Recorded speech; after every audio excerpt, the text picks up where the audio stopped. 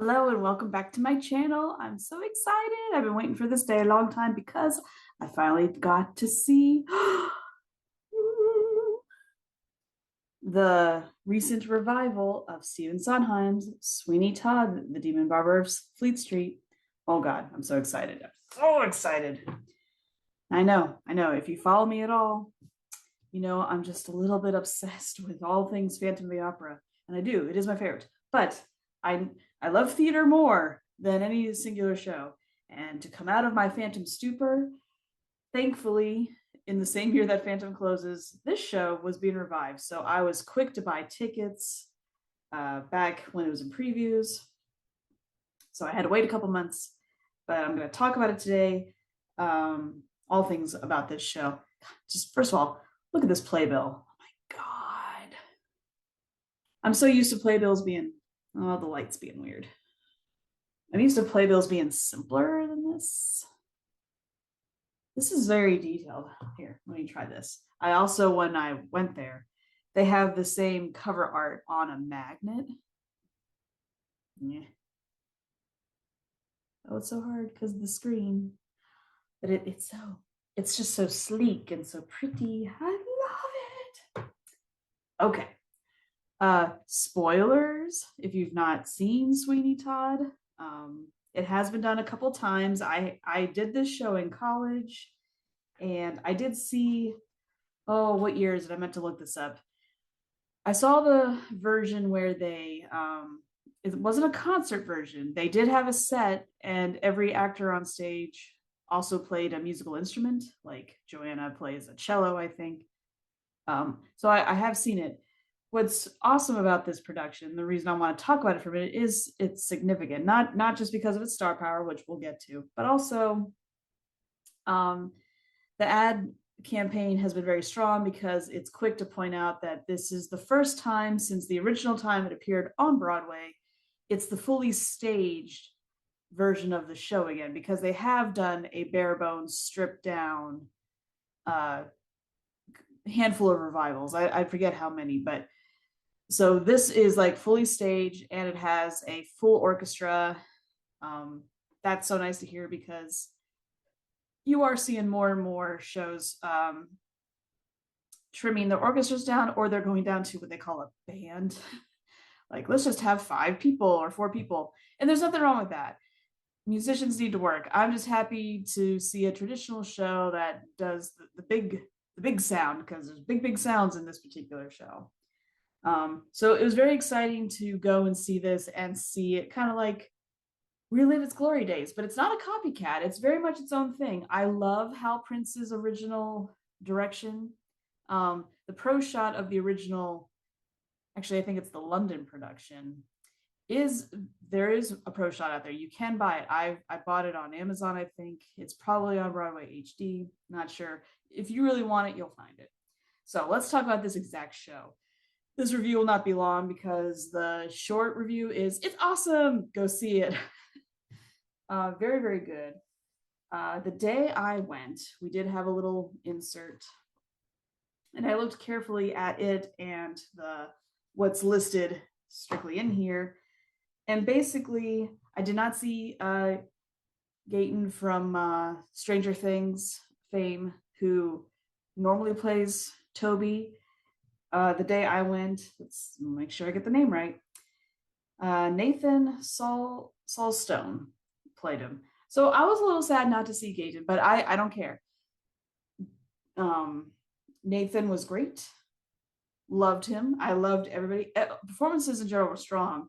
Now, Josh Groban, I'm sure, is the draw for this show. He might be who's bringing the people in and putting the butts in the seats initially, but make no mistake, Annalie Ashford is completely stealing this show. Oh my goodness. I mean, I've seen great performances before, but to be honest, for me personally, as much as I do go, I don't go to Broadway all the time, as much as this channel might be misleading. This is a recent thing because I'm an adult now. But largely, I have not seen original cast for a production. Now, I know this is not a brand new show, but out of this revival, you know, I'm seeing the original cast of the revival. That's very rare for me to do. Now I understand why that's so special. I never thought, oh, if a show is great, it shouldn't matter who plays the parts, because as long as they cast them in the parts, then they are worthy of them, right? It was remarkable to see people who really are transformative, like they really sink their teeth into. I mean, she had the audience where she wanted them. It was amazing. This audience was so responsive to her. She is so funny. She's very physically funny. I don't want to give away any of her bits, so I won't spoil that. But I kept thinking as the show went on, I was like, man, she has got to be black and blue under her costume, because everything she does is so physical. She's on the floor a lot, lots of physical humor. It's just so nice to see that in a woman, because I grew up watching Lucille Ball, great comedian. We have lots of great female comedians, and most of them I've never gotten to see in person. It was so nice to see one in person. Amelie Ashford is amazing. Recently, I'm going to butcher it, the Drama League Awards. It's the awards that only gives out like 5 trophies total. They don't break it down by play and musical too much, or excuse me, new and revival. They kind of lump everything together. So they have an award that's just outstanding performance by a performer, period. They don't even break it down by gender. And she won it. Now that I've seen her, I know why. I mean, she's just so good. So good. So if you go see the show and Annalie's not there, let's be supportive of whoever steps into the role of Mrs. Lovett. It's not an easy role, because so many people associate Angela Lansbury with it, because she was the OG Mrs. Lovett, Patti LuPone possibly, and there's been others. It's not an easy role. So anyone who takes on the mantle, because Annalie Ashford's going to be out sometimes, let's not make them feel bad about not being Annalie Ashford, right? I was happy to see her, but I would have accepted anyone who did play, because it's not easy. Let's see. The Beggar Woman was played by Ruthie Ann Miles, and she's up for a Tony Award. I think that's remarkable, because that is a role that's not, she's pivotal to the plot, but she's not on stage a ton compared to other actresses in other shows that are being nominated this year who have more stage time. But maybe it's not the amount of time you're on stage. Maybe it's just the influence you have. Like, how do you grab people? Let's see here. Joanna was played by Maria Delavo.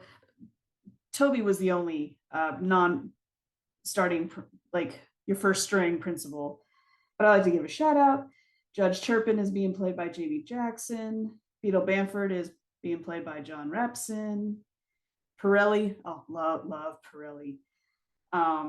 Nicholas Christopher. And I forgot Antony. How dare I? Being played by Jordan Fisher. Very, very good, very charming. I mean, this is a stellar cast. The ensemble, I'm so happy to see the ensemble, because if you've seen the movie, the Tim Burton directed movie, he cuts that out because he's like, well, it's not realistic that people would be singing. I'm like, they're not really there. They're like a Greek chorus kind of thing. The movie is lacking. Don't watch the movie. Oh God, don't watch the movie if you don't have to. Please, like always, go see stuff live. Go see this show. It's doing gangbusters. It's like just under the 2 million mark. It's probably going to get there. And as of recording this, they are selling tickets for the rest of the year for sure, and into January. I'm sure this will run a couple of years. Well, it depends. How long do Josh Groban and Annalie Ashford, stay with the show? Is this the kind of show like Music Man? Was that show only sticking around because Hugh Jackman was playing Harold Hill? And as soon as he was out, they're like, well, no one's going to come. We're just going to end it there. That could be the one reason it plays shorter, but it's such a good production. So I don't want to harp too much on the cast. Solid, though. What's really great about this show is, since it's a fully staged, realized version, it's not a concert version or like a halvesy kind of thing, although the material works in that format. I'm glad they didn't just bring it back just to do it. Everything was firing on all cylinders.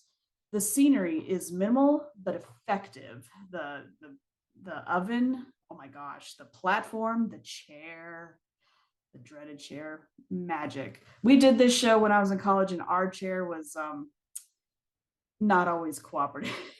So it's difficult. And the lighting designer speaking here, as I keep mentioning in all my videos, I like that the lighting was effective, and it does what lighting's supposed to do. It helps signify a mood.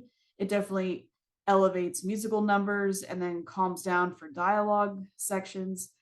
But it never takes over the show. Even during City on Fire, which is probably the most saturated in light, um, in terms of color, it doesn't do that thing that musical theater shows like to do. Like, I recently saw Little Shop of Horrors. I did a video on that. You can check it out if you're interested. Little Shop was a show that's all like, yet da da da da, here's a musical number and lights, which is fine. That's like the musical theater way. But since this is more of a serious, like, it's almost an opera, it's not really even a musical in the sense that we understand musicals. I felt like the lighting was supportive of the material, but it never took over because it had to, because other areas couldn't be there, if that makes any sense. Very sharp angles, they have haze and stuff. So, I mean, it's not that you don't notice the lighting, but a good lighting design, it doesn't make you go, oh, wow, look at that lighting. I'm just looking at it because I'm a lighting person. And since my husband, almost 15 years now, I talk about all the time. This was the first show where he goes, wow, the lighting was amazing. And I was like, oh, you're talking about the lighting. It made me happy. But yeah, the costumes are so good. I mean, oh, and this is playing at the Fontaine. Oh my God, I've never been to this theater before. That's my other goal. I want to slowly but surely make it my way to as many Broadway theaters as possible, just because I want to see how I feel about each one. I love this theater. Now, the color scheme is a little weird. I like it. I'm not an interior decorator. I've heard people say that they think the theater is ugly. I don't think so. But the seats, I really want to talk about the seats. They are roomy. We had leg room. We were like in the middle of the mezzanine. We were like row G. So it was labeled middle. And this actual seat cushion was really, really firm. It felt like a brand new seat. And I was trying to figure out when this space was renovated last. The only confirmed date I had was 1999. Well, these seats don't feel like they've been sitting there since 1999. I don't know how renovations work. I don't know if they do many things, or like maybe they do just the chairs, and maybe that only takes like a day. Maybe in between shows, if the theater's dark for like a month, they can replace just the seating. I love the chairs, because a big complaint that we have as a family, especially my husband, he's really tall and he's got really long legs, really long arms. He's proportionally kind of strange. Legroom is a big deal for him. I don't care about legroom as much because I'm short, but ever since I started going with him, I'm more wary of it. And so I always let him pick the seats, or I try to factor where we're sitting if I can. And he was like, oh yeah, definitely, this is the best. So the seats are comfortable, and it's not quite summer yet. So they had the air conditioning on, you could hear it, and it was directly above us. So I heard it, but I didn't feel too cold. So it wasn't too hot in the space, even though it was completely full theater. And the air conditioning didn't make it too cold. Everything just felt right. So we had a very good theater going experience as well. Let's see, what else do I want to tell you about? I guess I could speak more broadly about just what is Sweeney Todd, all this. Huge Sondheim fan. I love Sondheim. Like, who is this show for? Now, obviously, it's a little morbid. It has the word demon in it. The demon barber of Fleet Street. If you don't know what Sweeney Todd is, first of all, I have a couple questions. Do you know who Stephen Sondheim is? Are you familiar with any of his work? Because he's, done quite a few things. He's not afraid to go weird places, and he's so good at the wordsmithing because he's the composer and the lyricist. So I like his work just because I love how he arranges music, and I love how he assembles words together. So I like going because it's clever. It's got this big old-timey, like, again, it's like an opera, not just in the way it sounds, but also in the nature of the storytelling. It's got that, La Boheme or Madame Butterfly, Tales of Hoffman, if you're an opera fan at all, that means something to you. But it just has that grandness and that sweeping. It's a parable. It's a very simple story if you were just to verbally describe it. but it's just told in these grand sweeping strokes. And so it's very dark, it's very lush, and it's a thriller. There are visually upsetting imagery things going on. People die in this, horrible deaths. So there is fake blood. Um, a lot of people die in this. It has cannibalism. I mean, it's dark stuff. So if you're squeamish, this has potential to upset you. I took my family, they don't like the dark stuff the way I do, but they really love the music. They were not upset by it, but maybe they just have strong stomachs. I don't know. Or maybe I'm over estimating. So if things easily upset you, if you want to go see like something bright and sparkly and woo, this is not the show for you. But if you like dark, sophisticated, you know, hey, let's explore some weird attributes about the human personality and the human experience. It's got everything. It has cannibalism, it has betrayal, it has, really weird chance meetings of like, oh, of all the gin joints, how's it that this person and this person end up in the same place, and like they're all connected. It's obviously convenient. But I think it's good stuff. Good time. This is a show you must see. There was nothing about this show that I was like, oh, well, that took away from it. It's hard for a show to be a perfect 10 in my mind. Even the sound, usually it's the sound that gets a show for me. I could hear everything perfectly. I don't know if it's because we were center, middle, mezzanine. So again, seat placement might be everything. But the actors were really good at enunciating. Everyone's mic was like perfect. And however the sound was coming at us, perfect. I didn't have trouble hearing at all. And I've been having trouble lately. And I was worried. I'm like, I'm getting old. It's me.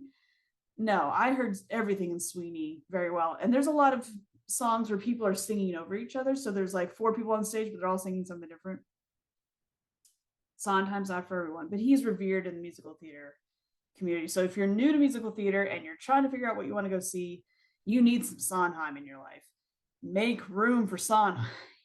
Go see this. But I would understand if you saw it and you go, oh, it's not going to be for everyone, just subject matter wise, because it's a little twisted. But as long as you think you can handle that, I can't recommend it enough. I mean, there was nothing bad about this show. I can't think of a thing. Maybe people who are really good at picking up finer details could tell you something. From where I was sitting, everything worked. The orchestra was great. The cast was great. The whole, just the, soup to nuts experience for me. Perfect. Love it, love it, love it. So hopefully this is a nice short one. Just go see it. It's fabulous. And that's it for now.